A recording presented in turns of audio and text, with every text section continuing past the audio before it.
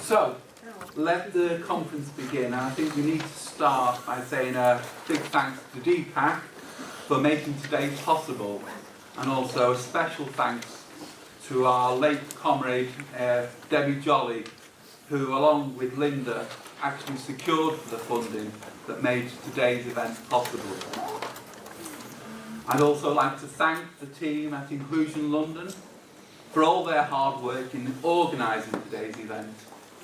And it's particularly pleasing to see so many representatives from disabled people's organisations here. We have a few apologies. Firstly, Jane Campbell, unfortunately, can't be with us today, but wants to let us know that she's 100% behind the campaign. Jane is currently putting in a bid for a Lords Select Committee to inquire into disabled people's ability to live independently within the community. Also, apologies from Cheryl Lee Houston, who was due to talk today about using the media to make the invisible visible. Cheryl Lee is looking forward to working with us on our media strategy to take forward the campaign priorities that we agree on today.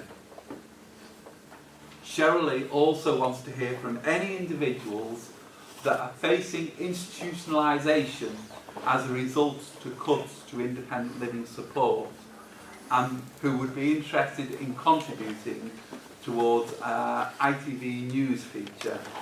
Anyone that is interested in that, if they make themselves known to either myself or Ellen during one of the breaks. Oh, yes. Now, Anne's already volunteered. Yes. Now, I want to say a little bit about the campaign to save the Independent Living Fund. Now, I've been involved in a number of campaigns over the years, starting with the block telethon campaigns in the early 90s, through to the fax campaigns and the welfare to workfare campaigns in the early 2000s. However, it was the ILF campaign that I felt the proudest to be involved with. It was a campaign that had the most solidarity and support from other campaigners, other disabled people, and the general public. Yeah. It was a campaign that had clear and distinct strands, including public awareness raising through our media, legal challenges, lobbying of and meeting with politicians, and let us not forget, some bloody impressive direct action. Now ultimately, we didn't save the ILF, despite initially winning the legal challenge in the High Courts.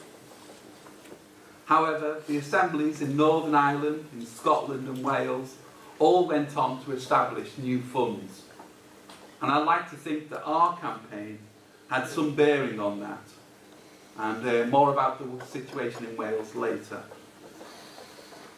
If I had to highlight a failing of the ILF campaign, it was that as a movement, we were initially too slow to react. We didn't make enough noise when the Labour government undertook its initial review, which resulted in the restricting of criteria for eligibility. And similarly, we weren't vocal enough when the Condemned government continually delayed the rolling out of the much promised and ultimately flawed consultation.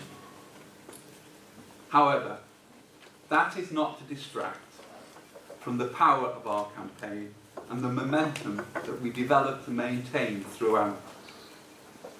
The key now is to use all that we have learned, from what we got right to what we got wrong, as we continue our fight for independent living.